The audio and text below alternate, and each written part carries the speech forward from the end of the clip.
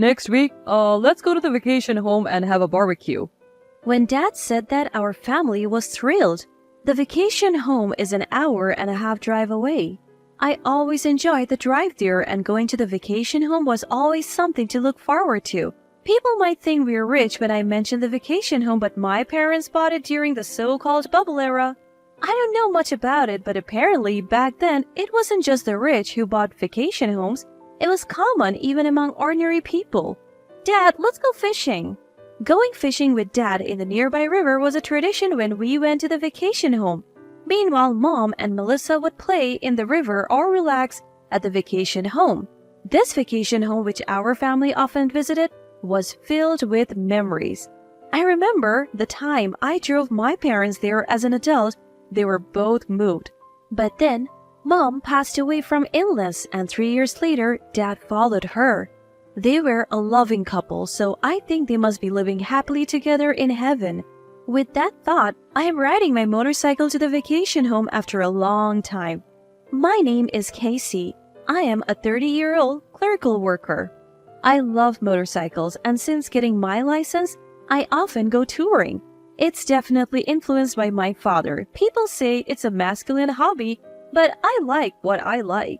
I am enjoying my life now and not actively looking for a boyfriend or husband. I hope to find a good partner eventually, but I'm not actively looking right now. Melissa, who is 6 years older, got married before Mom passed away and is now a mother of 2. We used to be close, but I don't get along with Lucas, so we hardly see each other. Lucas, 3 years older than Melissa, started a business and he often belittles me for being just a clerical worker in a small company. So I avoid him as much as possible. If you start a business, you're the president, whether you have 1 employee or 100. President is president. Whether it's pride or something else, I often hear him say, "I am the president." Well, it doesn't matter to me. But then, something happened that I couldn't ignore. It was about 6 months before my father passed away. His chronic illness worsened and he was hospitalized. Living close to my parents' house, I often visited and watched over my father. I was estranged from Melissa and her husband at the time, but I felt it would be unfair to my father not to tell Melissa if something happened, so I told her the situation. The hospital was about a 30-minute drive from Melissa's house. I thought she would come to visit, but she never did, saying it was too hard to bring the 2 kids. I never heard from my father that Melissa had come, so she probably didn't. Lucas is head over heels for Melissa, and he has spoiled and flattered her since they were dating. And Melissa has come to think that's normal and her attitude towards others has changed. In a word, she's lost her compassion. When she got married, I think she stopped thinking of us as family. "My new family is my family," she declared. Probably she found our parents who would scold her for being selfish annoying. Living a life spoiled by Lucas who would let her do anything, I didn't want to be involved with Melissa and her husband, and I have hardly been in touch with them since Melissa's wedding. Yet the moment I informed them of my father's death, Melissa and her husband started to cozy up to me. At the funeral, Melissa whispered in my ear, "Hey, how much is the inheritance?" What? Is this the place to talk about that? I couldn't believe my ears, but Melissa's eyes were serious. Lucas, sitting next to her, was looking at me too. "I'll sort it out later, so I don't know the details, but I don't think it's a significant amount." I had planned to pay for my father's hospital bills, but he insisted on using his savings, so we used what he had saved for the hospital expenses. Even after the funeral, I was busy greeting relatives and funeral home staff, but Melissa and her family were relaxing as if it were someone else's business. And as I passed by Melissa, she and her husband said, "Hey, can we go home now?" Sure enough, Melissa had changed. The old Melissa loved her father and would never have behaved this way at his funeral. She would have been sobbing, but this is how it is now. I became sad. "Hey, we can't leave until we have settled the inheritance," Lucas said, laughing. I was angered by his words and raised my voice without thinking. "So we can't talk about the inheritance now? Please go home. Thank you for coming today." Those were not words to say to Melissa and her husband. I knew it, but I didn't want to think of them as family. The funeral ended and I slept for a night, but I was so sad about various things that I jumped on my motorcycle and ended up at the vacation home. What should I do with this vacation home? It's also part of the inheritance. I was troubled. Then Melissa called me. When I answered the phone, Melissa suddenly said something outrageous. Hey, Casey, re-announce the inheritance? What? So that's how it is? When I fell silent, Melissa started talking on her own. After all, Casey, you're single, so you don't need money, right? We have 2 children and we never have enough money.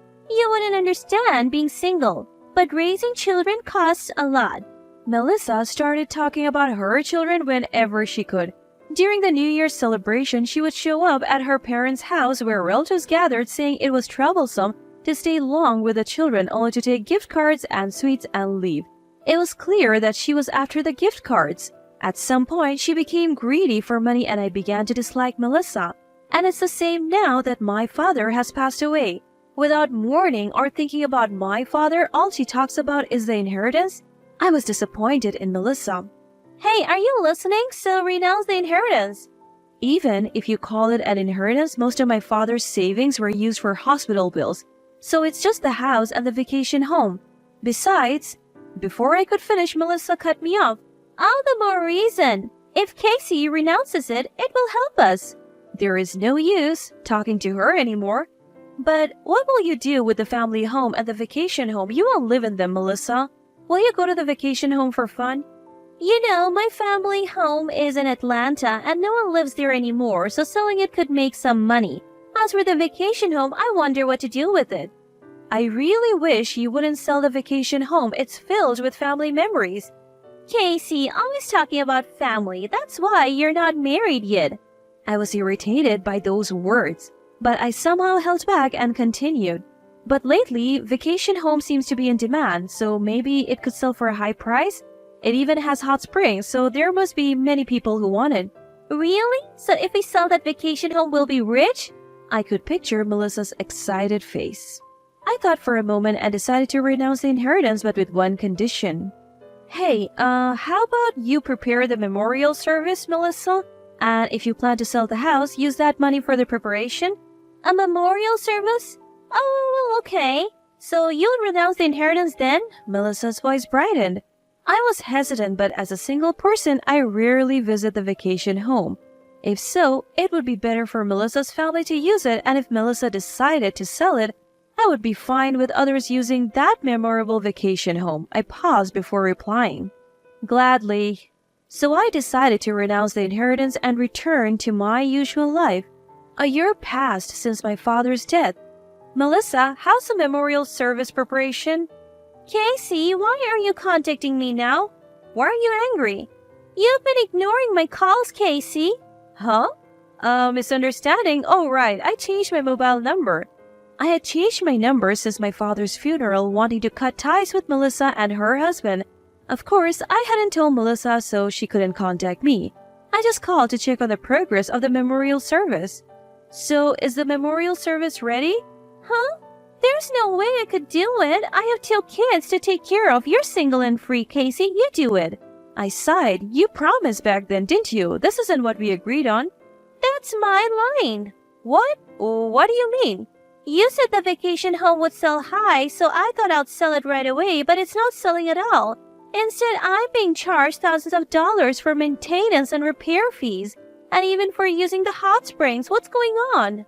Oh, that I found out about it later. That's awful. It's a scam. A scam. Why, Melissa? You're the one who wanted me to renounce the inheritance, right? I said it might sell high, but that was just an amateur opinion. I didn't know if it would actually sell, but the family home sold, right? Oh, well, yes, Melissa stammered. That means the family home must have sold for a decent amount. Then use that money for the vacation home expenses and keep it for family use. If I want to use it, can I pay a fee? Well, so Melissa, you really want to sell it? I asked Melissa the obvious question once more. How about renting out the vacation home then? You could set up tents in the yard for camping. Camping seems to be trendy, and you could keep the hot springs and turn the rest into a campground. Of course, I'm just an amateur, so maybe consult with a real estate agent? Melissa's voice brightened noticeably. That's an idea. I hadn't thought of that. By the way, I can arrange the memorial service if you will pay. the cost as promised. If you don't pay, then transfer the rights to the vacation home to me. I don't really expect her to transfer the rights to me now, but I had to say it this way, or Melissa seemed likely to break her promise.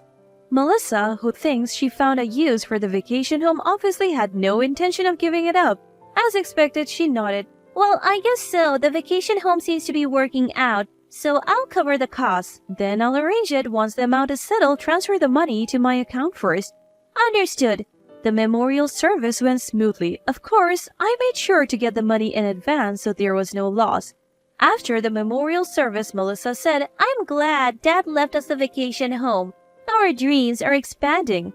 Lucas chimed in, Our future is secure now. I'm grateful to father-in-law. He never showed any gratitude before, but he says it now. I didn't want to be involved anymore, so I handled the conversation formally and left quickly. 3 months later, my mobile phone rang. Casey, you lied again. What now? What's the problem? The vacation home. Melissa was furious and kept talking. You said to rent it out, but no one wants it. And when I asked about turning it into a campground, they said tents are prohibited on that land. Now I'm just losing money. What are you going to do about it? Wow, that's tough. I didn't know that. I listened to Melissa's anger and nodded. It's not just tough, it's your fault, Casey. Why is it my fault? You were the one who got greedy and wanted to renounce the inheritance. If we had properly divided inheritance, I would have researched and considered selling or managing it, but it's yours, Melissa, so it's not my place to interfere. Since Melissa kept ranting about fraud and demanding I do something, I interrupted her. Besides, you have the money from selling the family home, right? It's not fair to take what you want and push off what's a burden. That money's long gone. What? I couldn't help but let out a stunned voice. Lucas failed in his business. Now we are in debt. The company of a man who always boasted about being a CEO and having business acumen went bankrupt? I couldn't help but laugh. That's really tough. I said the words, but I couldn't stop laughing. Hey, what are you laughing at? We have 2 kids, you know. Both of your kids are already in middle school, right? The older one is about to be a high school student. High school students can work part-time. And if the family pulls together, you can quickly handle that amount of debt. Well, if Melissa and Lucas can humble themselves and ask for help, that is. What? Casey, you're single. You can't understand what it's like to have a family. Sure. That was true until recently. What? Oh, I got married. My partner is a business trader. A business trader? Casey, where did you find such a wealthy person? Well, I think he earns more than our peers. He's a fellow motorcycle enthusiast. Melissa, you always told me to stop riding or I would miss my chance to marry, but I got married safely. I'll be a mother next year. What? So, just like Melissa, I'll be focusing on my new family. Please don't contact me anymore. Bye. I cheerfully hung up on the phone. I met my husband shortly after my father's death and we hit it off right away. I think my worried father might have guided me to my husband. After my father's memorial service, my husband and I had a small wedding and I soon discovered I was pregnant. I couldn't show my parents my wedding dress or their grandchild's face, but I'm sure they're watching from heaven. Dad, Mom, I'm very happy now.